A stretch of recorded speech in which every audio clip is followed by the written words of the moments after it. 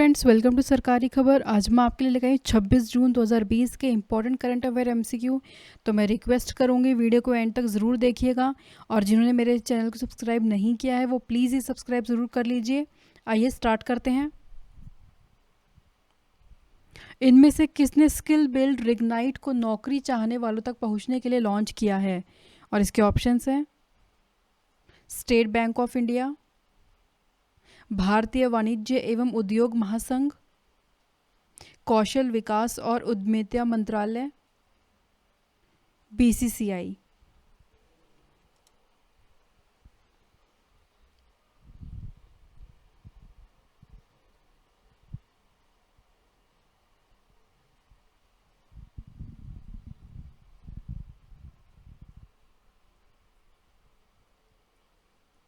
और इसका आंसर होगा कौशल विकास और उद्यमिता मंत्रालय।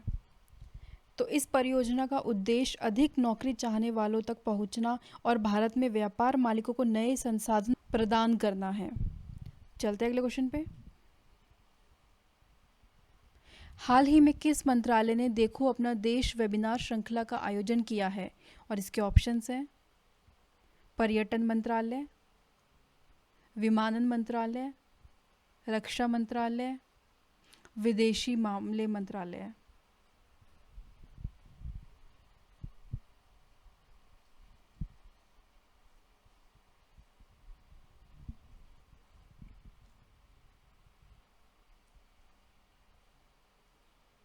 और इसका आंसर है पर्यटन मंत्रालय। तो इसका उद्देश्य भारत के स्वास्थ्य विज्ञान के प्राचीन स्वरूप के लाभों को प्रदर्शित करना है। तो टूरिज्म मिनिस्ट्री ने यानी कि पर्यटन मंत्रालय ने देखो अपना देश वेबिनार श्रृंखला के तहत वैदिक भोजन और भारत के मसालों पर एक वेबिनार आयोजित किया है। चलते हैं अगले क्वेश्चन पे।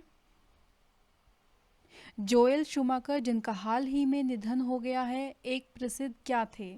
और इसके ऑप्शंस हैं लेखक, फिल्म निर्देशक, अर्थशास्त्री, टेनिस खिलाड़ी।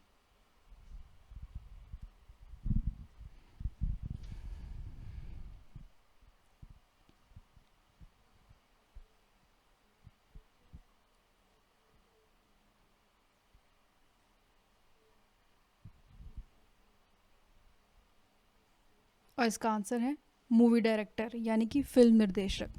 तो जोएल शूमाकर, जिनका हाल ही में निधन हुआ है, वो एक प्रसिद्ध फिल्म निर्देशक थे। उन्होंने बैटमैन फिल्म भी डायरेक्ट की थी। चलते हैं क्वेश्चन पे। गुलाबबाई संगमनरेकर को किस राज्य सरकार ने आजीवन सम्मान की घोषणा की है? और इसके ऑप्शंस हैं राजस्थान सरकार, हिमाचल प्रदेश सरकार, यूपी सरकार, महाराष्ट्र सरकार।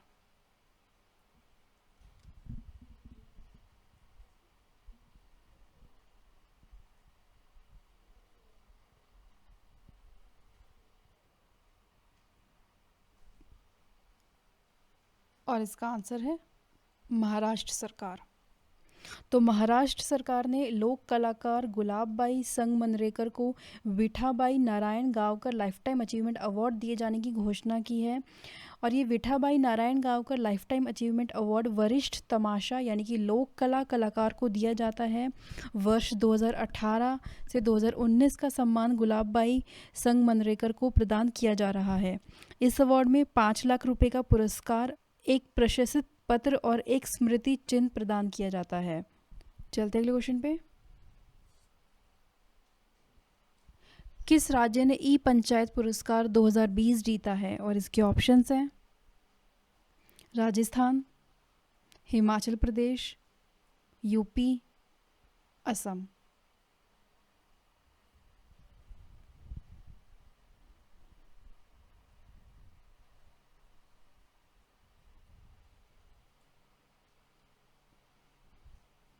और इसका आंसर है हिमाचल प्रदेश।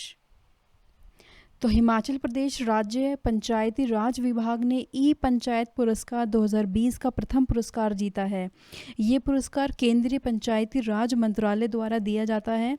राज्य की इन सभी 3,226 पंचायतों में इंटरनेट की सुविधा प्रदान की गई और लोग यहाँ विभिन्न ऑनलाइन सेवाओं का उपयोग कर सकते हैं।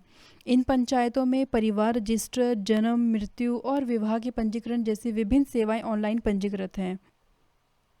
ई पंचायत पुरस्कार उन राज्यों को प्रदान किया जाता है जिन्होंने पंचायतों के कार्य की निगरानी के लिए सूचना प्रौद्योगिकी का अधिकतम उपयोग सुनिश्चित किया है। चलते हैं अगले क्वेश्चन पे। ई ब्लड सर्विसेज मोबाइल ऐप किसने लॉन्च किया है? और इसके ऑप्शंस हैं एस जयशंकर, राजनाथ सिंह, हर्षवर्धन, प्रकाश जावड़ेकर।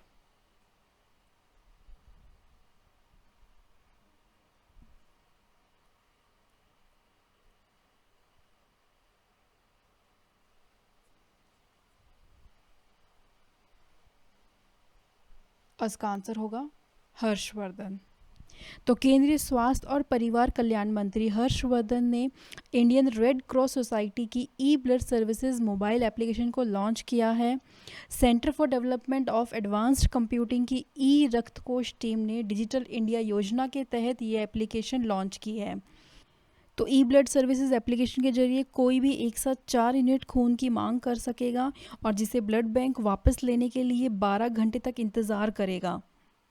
ये एप्लीकेशन किसी भी व्यक्ति को ऐप के माध्यम से ब्लड लेने का अनुरोध करने में सक्षम बनाएगा और उसकी आवश्यकता इकाइयाँ अपने ई रक्त कोष डैशबोर्ड में IRCS NHQ ब्लड बैंक में दिखाई देंगी। ये निर्धारित समय के अंदर ब्लड की डिलीवरी सुनिश्चित करेगी। इस तरह ये ऐप कोरोना वायरस 19 महामारी की इस वर्तमान परिस्थिति के दौरान उन लोगों के लिए बहुत फ़ायदेमंद साबित होगी जिन्हें रक्त की बहुत ज़रूरत पड़ती है। चलते अगले क्वेश्चन पे। सीफर दिवस कब मनाया जाता है? और इसके ऑप्शंस हैं 22 जून, 23 जून, 24 जून, 25 जून।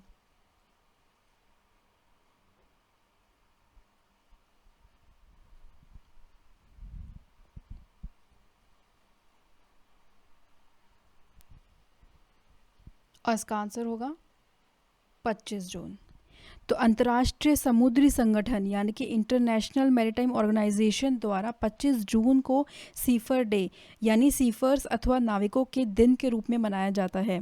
इस दिन को लोग समुद्री परिवहन का संचालन करके पूरे विश्व कार्य में मदद करने वाले सीफर्स और नाविकों को सम्मान देने के लिए मनाते हैं।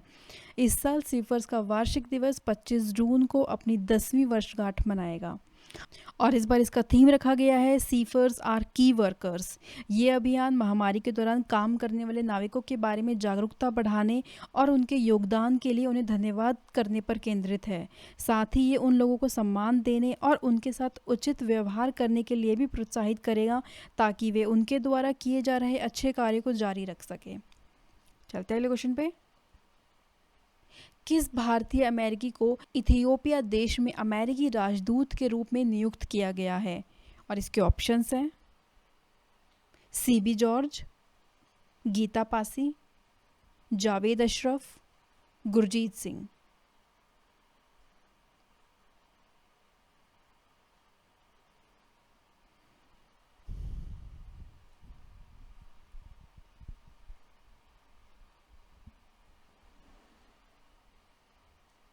इसका आंसर होगा गीता पासी। तो भारतीय अमेरिकी गीता पासी को इथियोपिया देश में अमेरिका का राजदूत नियुक्त किया गया है। पासी ने अपनी BA ड्यूक विश्वविद्यालय और न्यूयॉर्क विश्वविद्यालय से उसके MA की है और ये वर्तमान में वरिष्ठ विदेश सेवा के कैरियर सदस्य और अफ्रीकी मामलों के प्रमुख उप सहायक सचिव हैं। उन्होंने पहले चाड में संयुक्त राज्य राजदूत और जिबूती में संयुक्त राज्य राजदूत के रूप में भी कार्य किया है। तो फ्रेंड्स, ये थे आज के top current affair MCQ। I hope मेरा वीडियो आपको पसंद आया होगा।